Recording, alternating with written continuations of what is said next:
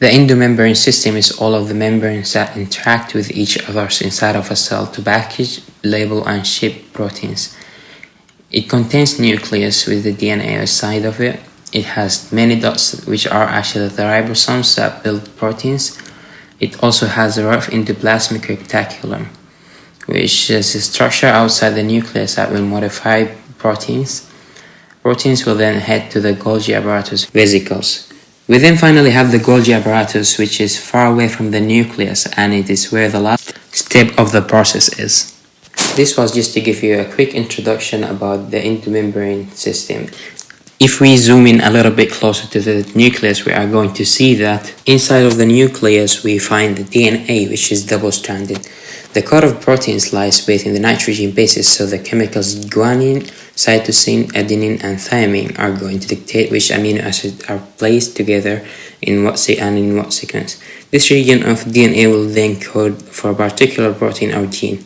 It will then have its DNA copied into mRNA, and this process is called transcription.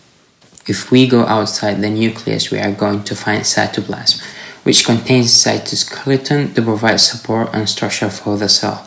It also helps to transport the vesicles. Cytoplasm also contains ribosomes, which meet the mRNA coming out of the nuclear pores. And as you see in here, we have this giant green ribosome, which reads the messenger RNA in groups of 3 letters. Each group of 3 letters correspond for a different amino acid.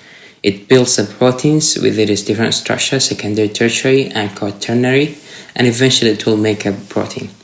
This process is called translation. Ribosomes are dragged to the endoplasmic reticulum, and the way that the endoplasmic reticulum recognizes them is by the process of translation, which begins with the synthesis of a short peptide signal, which binds with the signal recognition particle, or SRP as a shortcut, which then binds to its receptor in the ER membrane, anchoring the ribosome. Ribosomes are then going to bind with its receptor, as you see over here, and the signal peptide will meet the protein translocator. Translation is going to proceed, and the protein will pass through the translocator. The signal peptidase, meaning that it's an enzyme, is going to cleave the signal peptide, leaving the new protein molecule in the lumen of the endoplasmic reticulum. The rough endoplasmic reticulum will finish building the proteins, then release the proteins into the endoplasmic reticulum, and the ribosomes will become free again. This process is called protein modification. Proteins will then have to go to the Golgi apparatus for further modification and finishing. Remember that it can no longer be carried by ribosomes, and the only way to go there is via transport vesicle, which is a little piece of membrane that used to be a part of an organelle. It is formed when proteins sort of push on that part of the membrane and eventually becomes its own little separated bubble. Then as soon as it reaches the Golgi apparatus, it fuses with it and into the inner part of the Golgi, and it will become part of it.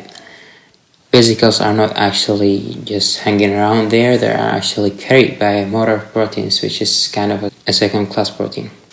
The protein will then reach the Golgi apparatus, which if we zoom inside it, we are going to find that it contains cisternae, which is an ultramicroscopic space or channel occurring between the membranes of flatter sacs of the Golgi complex.